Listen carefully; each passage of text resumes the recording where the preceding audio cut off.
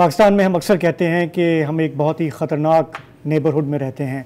मशरक़ी सरहद पे इंडिया के साथ हमारा कभी लड़ाई कभी कशीदगी चल रही होती है। अफ़गानिस्तान से हमें शिकायत है कि वहाँ से दहशतगर्द आते हैं, यहाँ पे बम धमाके करते हैं। और पिछले 24 घंटों में ईरान के साथ जो हमारी सरहद है वहाँ पर भी यकायक काफ़ी कशीदगी हो गई है। कल जिस वक्त हम प्रोग्राम कर रहे थे ये ख़बरें आ रही थी कि बलूचिस्तान में एक अटैक हुआ है, लेकिन उस वक्त उसकी कन्फर्मेशन नहीं थी। 24 घंटों के दौरान आपने देख लिया होगा, वज़ारत ख़ारजा ने तस्दीक की है, ईरानियन मीडिया इसको रिपोर्ट कर रहा है।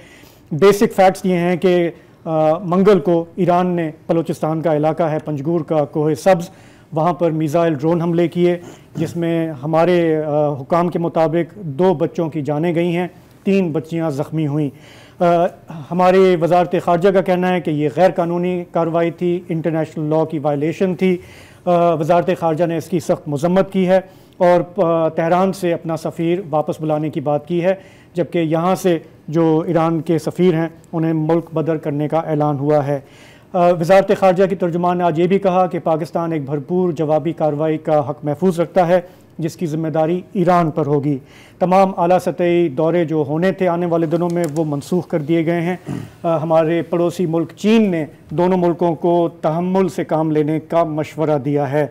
अब हमारा जो ये बॉर्डर एरिया है ईरान के साथ, इसकी एक लंबी हिस्ट्री है। यहाँ पे कशीदगी रही है माजी में भी, हमें उनसे शिकायत हैं, उन्हें हमसे शिकायत हैं, इस पर भी हम प्रोग्राम में बात करेंगे। लेकिन ये सब इसलिए चौंका देने वाला था कि अगर हम सिर्फ इस हफ्ते की बात करें तो पिछले 24-48 घंटों में हमने देखा कि ईरान के वज़ीर ख़ारजा की मुलाकात हुई निगरान वज़ीर आज़म से डेवोस में। वहाँ पे वर्ल्ड इकोनॉमिक फ़ोरम चल रहा है, वहाँ बड़ी अच्छी बातें हुई कि हमें ट्रेड को फ़रोग़ देना है और ताउन बढ़ाना है।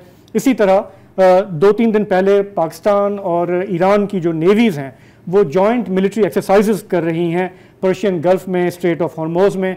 उन्होंने भी इस तरह का बयान दिया कि हमें इस खित्ते में मिलकर आगे बढ़ना है, हमें मज़ीद बाहर की जो फ़ौजें हैं वो यहाँ पे काबिल कबूल नहीं हैं। तो सब कुछ बज़ाहिर ठीक जा रहा था और यकायक ये जो हमले हुए हैं उसके बाद कशीदगी बहुत बढ़ गई है।